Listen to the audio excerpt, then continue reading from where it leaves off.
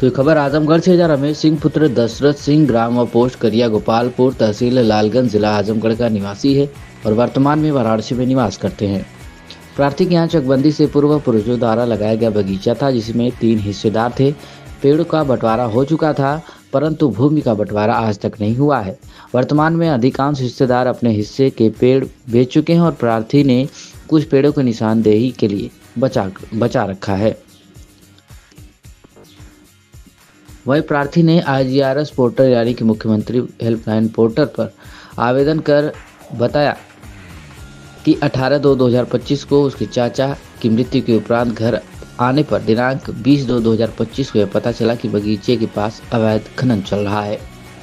प्रार्थी ने आरोप लगाते हुए बताया कि मिट्टी लदे ट्रैक्टर को रोककर ड्राइवर से पूछा तो पता चला कि रामसूरत यादव पुत्र स्वर्गीय कल्पू यादव की JCB है। ड्राइवर द्वारा रामसूरत से बात कर खनन को रोका गया और प्रार्थी स्नान करके घर लौट गया। खाने के 1 घंटे बाद बगीचे का निरीक्षण किया तो पाया कि लगभग 5 लाख रुपए की मिट्टी का अवैध खनन हुआ है। रामसूरत से बात करने पर पता चला कि यह खनन पवन सिंह के द्वारा कराया जा रहा है। प्रार्थी ने इसकी सूचना थानाध्यक्ष देवगांव को दी, जिन्होंने तत्काल फोर्स भेजकर अवैध खनन रुकवाया। फोर्स के आते ही रामसूरत भाग गया। अगले दिन गांव में बिना अनुमति के खनन जारी रहा। इस अवैध खनन से प्रदेश में कई लोग अपनी जान गंवा चुके हैं, फिर भी यह माफिया काम कर रहे हैं। वहीं प्रार्थी ने मांग की है कि अवैध खनन पर तत्काल रोक लगाई जाए, खनन की क्षतिपूर्ति कराई जाए और संबंधित व्यक्तियों के खिलाफ कड़ी से कड़ी कार्रवाई की जाए ताकि क्षेत्र में यह नजीर बने कि बिना अनुमति के अवैध खनन नहीं होना चाहिए। मीडिया से बातचीत करते हुए क्या कुछ कहा पीड़ित हैं, आप सुनिए। मैं रमेश ग्राम करिया गोपालपुर पोस्ट करिया गोपालपुर थाना देगांव तहसील लालगंज जनपद आजमगढ़ का मूल निवासी हूँ। मौजूदा समय में मैं वाराणसी में रहता हूँ। घर पे ताला बंद है। दिनांक 18 को मैं घर पे आया था। मेरे चाचा की मृत्यु थी, जिसमें मैं देखा तो ट्रैक्टर पर लगा हुआ मिट्टी जा रही थी। मैं ट्रैक्टर रोक करके मैंने पूछा कि मिट्टी कहाँ जा रही है, तो ट्रैक्टर ड्राइवर द्वारा बताया गया ये मिट्टी भट्टे के पास से आ रही है। मैंने कहा किसकी JCB लगी हुई है, उनके द्वारा बताया गया कि रामसूरत यादव की JCB लगी हुई है। मैंने रामसूरत से बात कराया, ड्राइवर के द्वारा मुझसे रामसूरत से बात कराया गया। मैंने कहा खनन बंद कर दीजिए, वो जमीन हमारी है, परिवार की जो है, वहाँ खनन किसके आदेश से हो रहा है। उनके द्वारा बताया गया कि पवन सिंह खनन करा रहे हैं। मैंने कहा पूरे परिवार की जब जमीन है तो पवन सिंह कौन होते हैं खनन कराने वाले।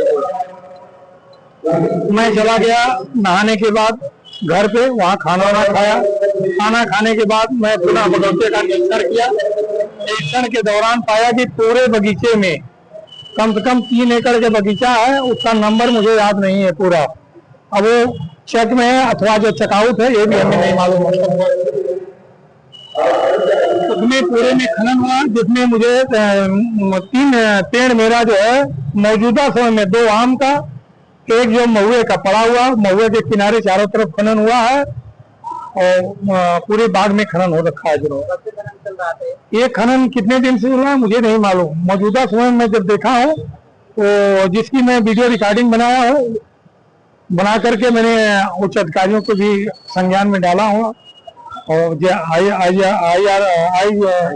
IGRS भी लगा रखा हूँ, लेकिन अभी तक कोई कार्रवाई नहीं हुई। उसके ध्यान में भी खनन जो गांव करिया गोपालपुर में चल रहा था, आज भी खनन जो कभी कभी चल रहा है।